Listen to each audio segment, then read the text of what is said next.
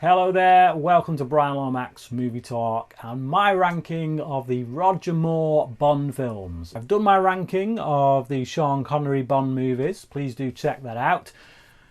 This video, we're getting into the Roger Moore years. As usual, we're going to start with the worst and work my way to the best. 7 films in all, starting with number 7, which is Moonraker. Yes, I hate this film.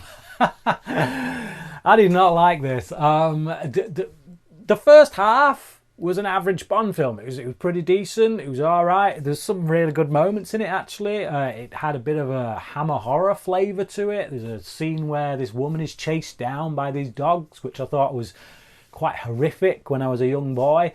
Like I say, it did have that Hammer vibe. Even the villain has a bit of a Hammer horror villain kind of vibe about him. But yeah, we get to about the halfway mark in this film and it just goes straight down the toilet. Jaws, one of Bond's most threatening villains, is turned into an absolute joke. It gets super science fiction-y and it does not work. It's just... there's so many moments in it that just make me cringe. It's a complete tonal shift. That's the thing. The first half of this film, it feels like a completely different film to the second half. It doesn't feel like Bond to me. It feels like a franchise desperately trying to take some of the box office from that Star Wars market, the Star Wars crowd, you know. But Bond was always guilty of doing that, hopping onto various bandwagons and jumping in to different cultural shifts and stuff in order to stay relevant and whatnot. But in this case, it doesn't do it well. Number 6 is The Man with the Golden Gun. Now, whilst having a fairly decent villain in Christopher Lee as the Man with the Golden Gun, and some decent set pieces, a pretty well acted sequence where Bond interrogates this guy who makes the bullets for the Man with the Golden Gun, a few interesting bits like that. Overall, it's a little bit plodding. It's a little bit light. It doesn't seem to go too many places. It just feels a bit flat in many ways, I guess. And then when it does some really spectacular stuff, like an amazing car stunt, it's kind of it's undercut with a ridiculous sound effect that essentially destroys all the work that was done by those very daring stuntmen. It's not great, it's not terrible, I can watch it. It kind of tries to get into a few kung fu movie kind of tropes. It doesn't do it very well because, well, let's face it, even in the early Roger Moore Bond films, he was still getting on a bit because Moore came into Bond at the same age that Connery left. You know, so even when he started, he was getting on. You know, he was Just wait till we get to A View to a Kill. But so there's moments in the action, like kung fu moments, where I'm not buying it. I'm not really believing Roger Moore's acting chops in those scenes. He kind of looks like he's in a bad episode of Star Trek with his karate chops. It's entertaining enough in parts, but it's not stellar. I think Christopher Lee maybe elevates it a bit higher than what it deserves to be. That's it really. Number 5 is Live and Let Die. I really liked this film as a kid because it felt like wall-to-wall action when I watched it as a child. But when I watched it back when I reviewed it, it just didn't have the same effect on me, the same impact. What I think it does have going for it is 2 really great villains. So the main villain, played by Yaphet Kotto, and then his sidekick, the guy who's got like the hook for the hand. I thought just those 2 together make a really great combo, villain combo. And out of all the Bond films, they're 2 of the better Bond villains, you know. So that's what the film has going for it. But I really don't like all the voodoo stuff in it. It's not my taste. It's just, it doesn't feel very Bond to me. Again, this is an example of Bond kind of tap into something else that's culturally going on at the time, you know, the blaxploitation flicks.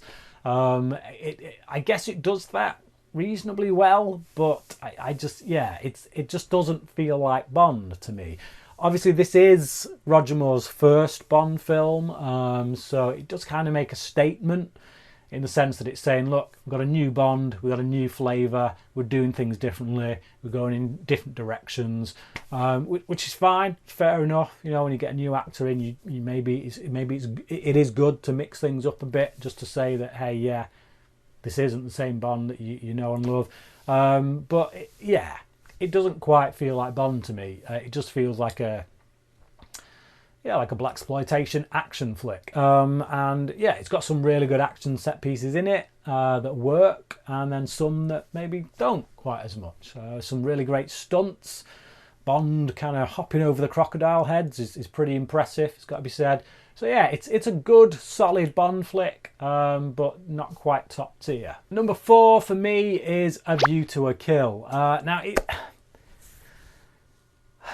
The elephant in the room with this film, it's Roger Moore. He's past it. He's well past it. This is like embarrassing how slow this guy is moving, because he's an old man. You know, he ain't Bond. He cannot do the things that is asked or required of Bond, not without slipping a disc. So that is the biggest downfall of this film. However, as a remake of Goldfinger, kind of, I do like it, mostly because of Christopher Walken. Now, I really like Christopher Walken anyway, but I like his villain here. Now, I know Roger Moore didn't particularly favour this film because he didn't like the darker tone that director John Glenn was kind of taking the series in. I personally did. I preferred what John Glenn was doing. I just think that this film would have been much better served had it been Timothy Dalton's first film. If Timothy Dalton had done this one, obviously he'd have been much better equipped to handle some of the action stuff. And yeah, so I think that would have improved the way that certain bits of it were shot and whatnot. But this is one of the first Bond films I remember seeing as a kid, and I used to watch it quite a lot. I used to have a little bit of a thing for the Bond girl in it. I don't mind saying, yes, I fancied her as a child. Stick Timothy Dalton in this, and I think this would be, really great Bond film. But there you go. As it happens, it's good, it's average, it's not spectacular, but I don't think it's the dire entry that a lot of people make it out to be. And number 3 for me is For Your Eyes Only. So this is the first entry with John Glenn as director, and as I say, he did strike a bit of a darker tone in this, something Moore didn't quite like. So there's a moment in this film when where Bond rather callously just kicks a car off a cliff with one of the goons in it, which is a scene that really stuck with me as a child. That callousness, that coldness. I obviously don't like that in a human being, but I do think it's right for the character of Bond. I don't think that Bond should be someone that we should like. You know, some of the stuff he does, the whole license to kill thing, this isn't a person you would want to go down to the pub with and have a drink with. You know, this is a guy who's got a lot of darkness going on in his soul. And I do think that having those moments in, showing that callousness about Bond, is the right way to go. For me personally, I don't think, having him kill people and then be fluffy and light is sending out the best message to kids that might be watching it. So I think when killing someone has an impact, has weight to it, I think so it should. I like some of the action set pieces. There's a bit when Bond is scaling this cliff. He's kind of climbing up this rock edge, and the way that's shot is really tense even now. Like, I get sweaty palms, and that's because I don't like heights and things like that, but it looks pretty impressive even now. There's a few bits in it that don't quite work. There's some rather embarrassing double taking pigeon moments in it, which I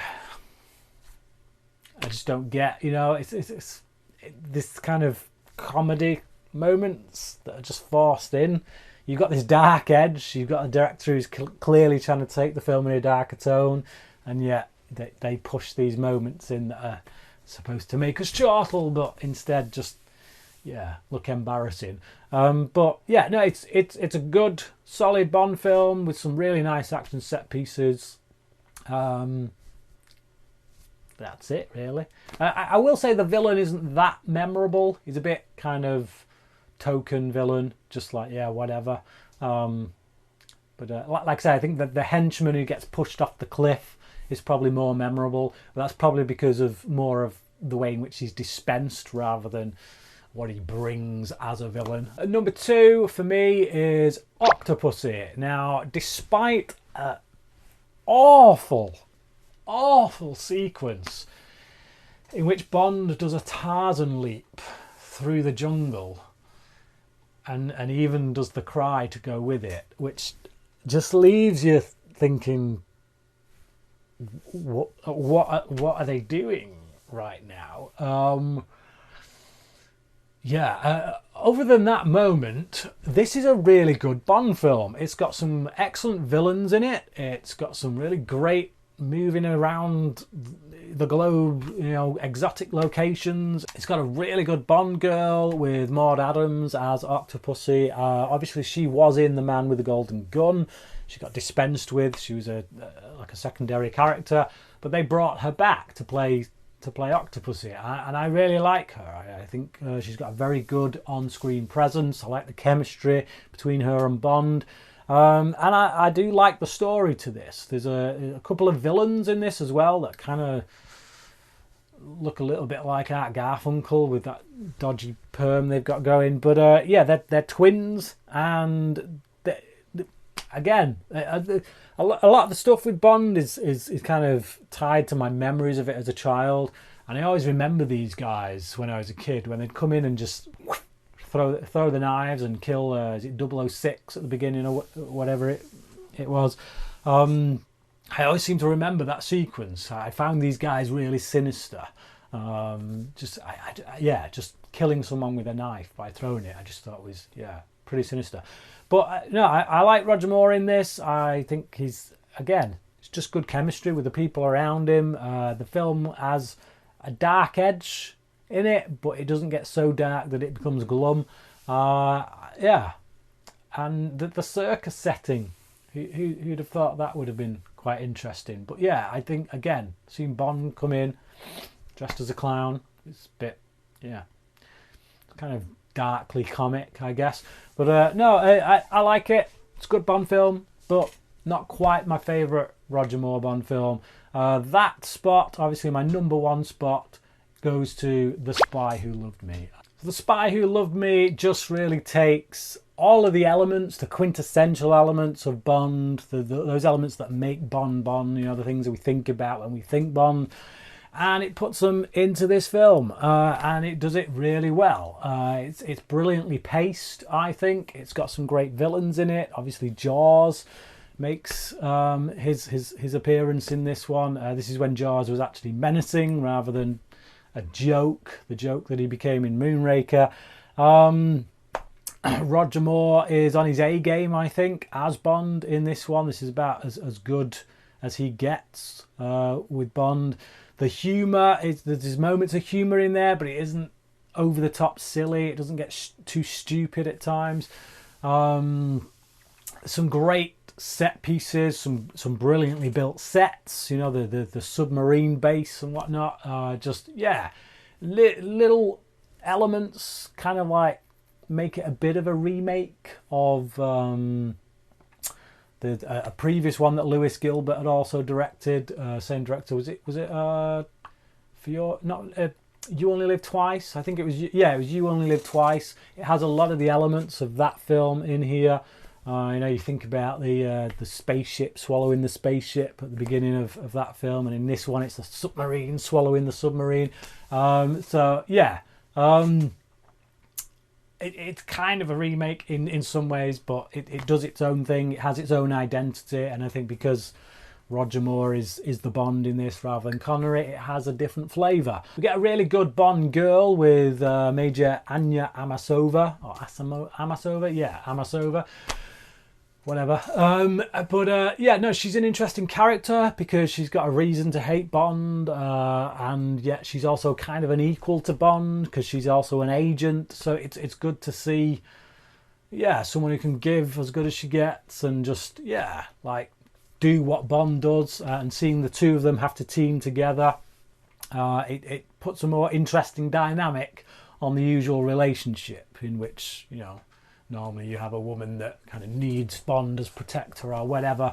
But yeah, here she's a bit more of a strong, more kind of empowered female character. So yeah, it's something you don't always get in Bond films, something it's maybe been guilty of in the past. It's very solid stuff. It's really good. When you think about the earlier Bond films, this is like top tier stuff. So yeah, definitely the best from Roger Moore, and I do believe also Roger Moore's own personal favourite. I can see why. I can understand why. Everything in it just works a lot better than your average Bond film. So there you go. That's my ranking of the Roger Moore Bond films.